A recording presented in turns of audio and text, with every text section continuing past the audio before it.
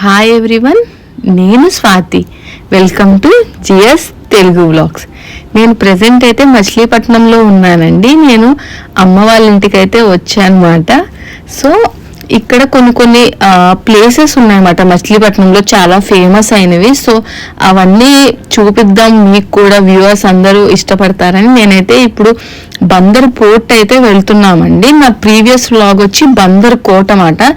Please అది చూడకపోతే మీరు చెక్ చేయండి. మీకు నచ్చితే ప్లీజ్ లైక్ చేయండి, షేర్ చేయండి, కమెంట్ కూడా ఇవ్వండి. సో నేను ఇప్పుడైతే బందర్ పోర్ట్కి అయితే వెళ్తున్నాము.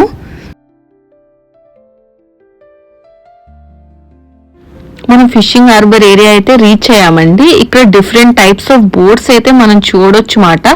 కొన్ని ఆల్రెడీ వర్క్ అవుతున్నాయి, అంటే అవి బాగానే ఉన్నాయన్నమాట కండిషన్లో. సో ఆ బోట్స్ అన్ని ఇప్పుడు నేను చూపిస్తున్నవి మీకు.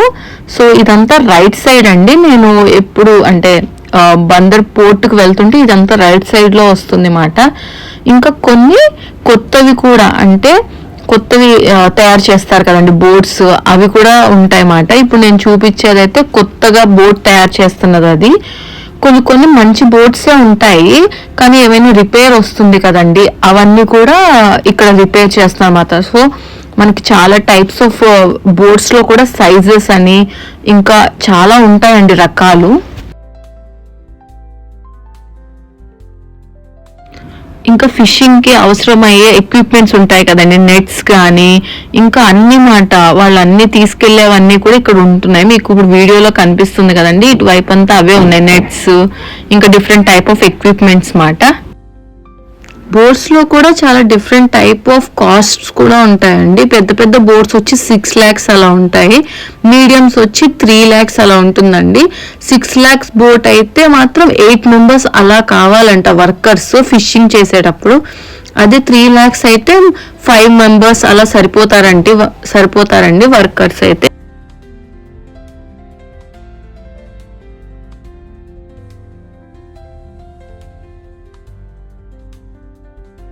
మనం ఇప్పుడైతే ఫిషింగ్ హార్బర్ ఏరియా నుంచి బందర్ పోర్ట్ వైపు అయితే వెళ్తున్నామండి. ఇంకా కొంచెం లోపలికైతే వెళ్ళాలి మాట. ఇదంతా కూడా ఫిషింగ్ హార్బర్ ఏరియా మాట. ఇక్కడ కొంతమంది ఎండి చేపలు అవి కూడా ఎండబెడుతున్నారండి. మచిలీపట్నంలోని ఈ ప్లేస్ని గిల్కల్ దిండి రోడ్ అంటారండి. ఫిషింగ్కి వెళ్ళే బోట్స్ అన్నీ మ్యాక్సిమం ఇక్కడే తయారవుతాయండి. బోట్స్ అన్నీ కూడా ఇక్కడ ఫిషింగ్ చేసే వాళ్ళందరూ కూడా ఇక్కడే తయారు చేసుకుంటారండి. వేరే వేరే ప్లేసెస్ నుంచి అయితే పడవలు ఎవ్వరూ తీసుకురారన్నమాట. వాళ్ళు తయారు చేసుకున్నవే వాళ్ళు ఫిషింగ్కి అయితే వాడతారండి. ఎప్పుడైనా మీరు వేరే వేరే ప్లేసెస్ నుంచి వస్తే అయితే మాత్రం ఫస్ట్ బందర్ కోట చూసుకొని వెంటనే బందర్ పోర్ట్కి వస్తే మాత్రం చాలా దగ్గరండి. సో 2 ప్లేసెస్ని అయితే కవర్ చేయొచ్చు ఒకే రోజు.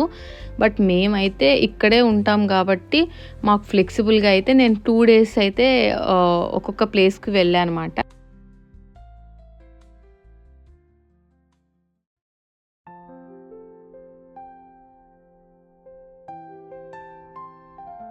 మనం ఇప్పుడు ఫిషింగ్ యాడ్ దగ్గరికి అయితే వెళ్తున్నామండి, అంటే ఫిషింగ్ పోర్ట్ లోపలికైతే.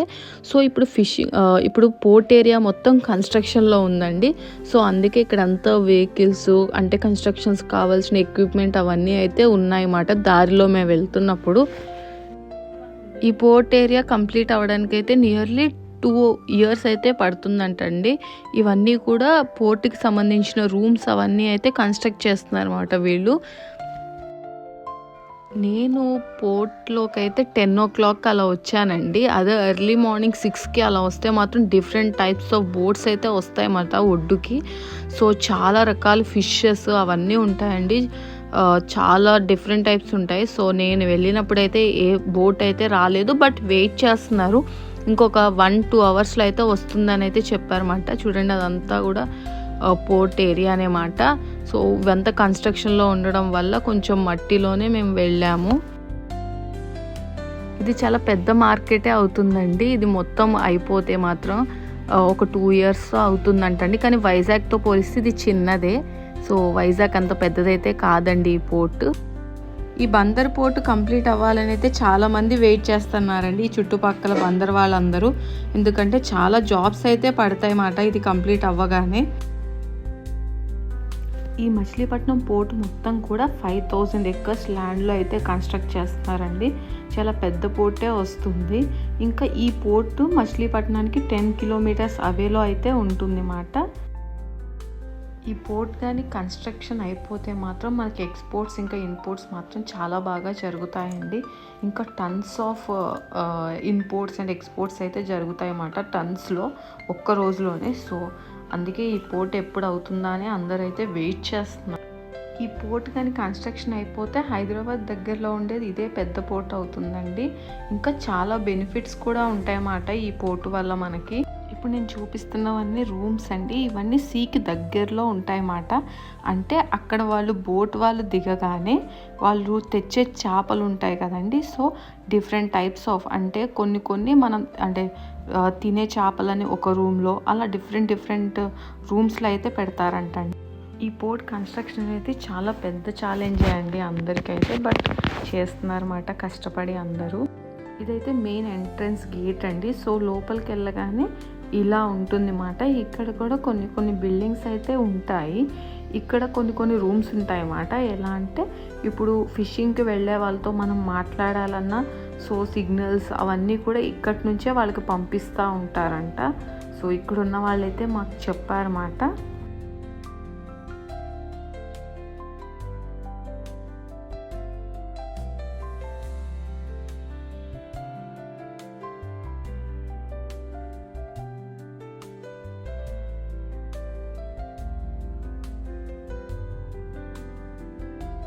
మనం ఫిష్ యార్డ్ దగ్గరికి అయితే వచ్చేసామండి. ఇదే మొత్తం ఫిష్ యార్డ్ మాట. సో అక్కడ చూసారు గుట్టలుగా ఎలా ఎండు చేపలు అవన్నీ ఎండబెట్టారో.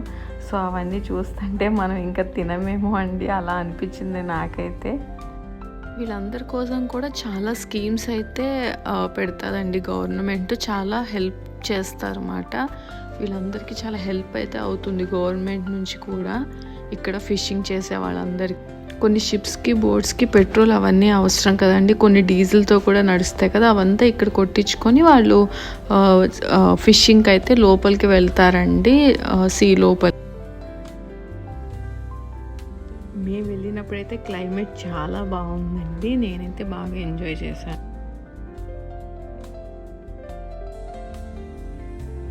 చేపలన్నిటినీ ఉప్పు కలిపేసి ఇంకా ఎండబెడుతున్నారండి ఇక్కడే ఈ ఫిషింగ్ యార్డ్ దగ్గర.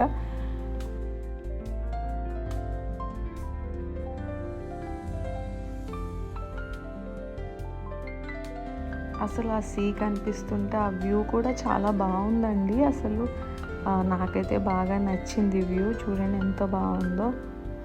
అదే అండి మొత్తం ఫిషింగ్ యార్డ్ అయితే.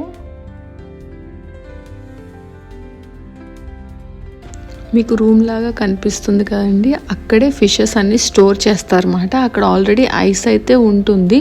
సో వెంటనే బోట్స్ రాగానే వీటిలో ఐస్లోకి తీసుకొచ్చి పెడతారన్నమాట ఈ రూమ్స్లో.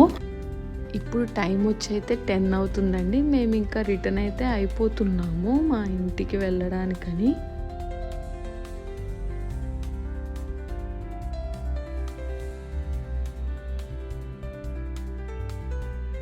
సో మనం ఎక్కడి నుంచి అయితే ఎంటర్ అవుతామో అక్కడి నుంచి ఎగ్జిట్ కూడా అయిపోతామండి. అదే గేట్ మాట. డిఫరెంట్ వే అయితే ఏముండదు ఇక్కడ, రావడానికి కానీ వెళ్ళడానికి కానీ ఒక వేనే ఉంటుంది.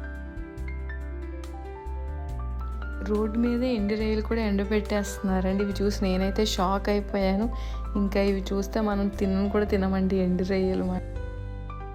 బందర్ పోర్టు చూడడం అయిపోయిన తర్వాత ఇంకా మేము ఇంటికి వెళ్ళి ఫ్రెష్ అయ్యి మా వదిన వాళ్ళ ఇంటికి అయితే వెళ్ళామండి. ఈరోజు మా వదిన వాళ్ళు అయితే లంచ్కి మమ్మల్ని ఇన్వైట్ చేశారన్నమాట.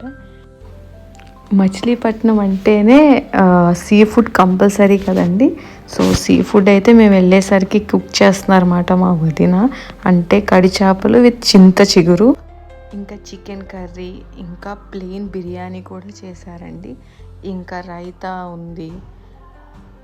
టేస్ట్ అయితే అన్నీ చాలా బాగున్నాయి అన్నమాట. ఇంకా ఫిష్ కర్రీ కూడా చేశారు. దాని పేరు మర్చిపోయాను, చెప్పారు కానీ అదైతే భలే ఉందండి. ఫిష్ కర్రీ కూడా టేస్ట్ అయితే జస్ట్ ఒక సింగిల్ ముళ్ళు మాత్రమే ఉందండి, ఎక్కువ ముళ్ళులు అయితే లేవు. ఇంకా తిన్న తర్వాత అయితే అక్కడే టైం స్పెండ్ చేసామండి ఈవినింగ్ వరకు కూడా. బాబు బాగా అయితే ఎంజాయ్ చేశారు. ఇంకా మా సిస్టర్ వాళ్ళ బాబు కూడా ఉన్నాడు మాట. ఇంకా ఇద్దరు కలిసి బాగా ఆడుకున్నారు. సో బాగా ఈవినింగ్ అయితే బాబు బాగా టైం అయితే స్పెండ్ చేశాడండి ఆటలతో. ఆరోస్ వేయడం మాత్రం బాగా ఇంట్రెస్ట్ చూపించాడు అన్నమాట. సో అది ఇంకా ఆడుకుంటూ ఉన్నారు వాళ్ళు.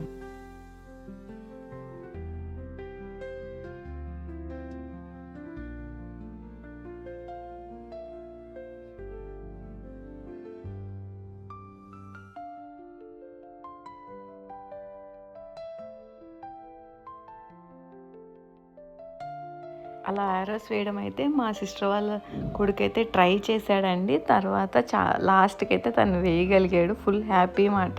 2-3 టైమ్స్ అయితే ఫెయిల్ అయింది మాట. సో తర్వాత 4 మాత్రం బాగా వేశాడు.